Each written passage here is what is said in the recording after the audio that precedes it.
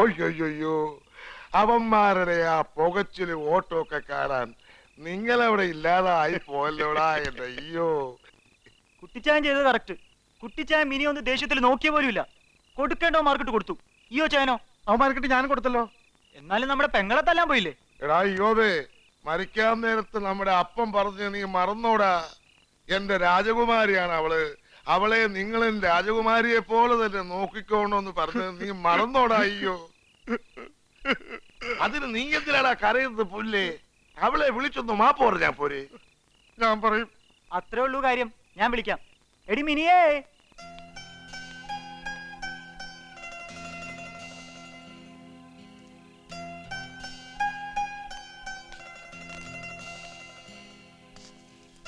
എടിയെ, ഈ ചായ നിന്നോട് ദേഷ്യപ്പെട്ടതൊക്കെ മറക്ക്.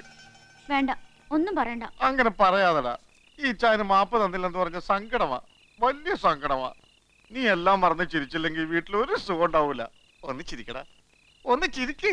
ഡാഡി, ഡാഡി, മിനിയാന്റെ ഇക്ലിട്ടാ മതി, ചിരിക്കും. ഞങ്ങൾ ഒന്ന് ഇക്ലിട്ട് തരട്ടെ? എന്തിട്ടെങ്കിലും ഒന്ന് ചിരിപ്പിച്ചതാടാ. വാടാ.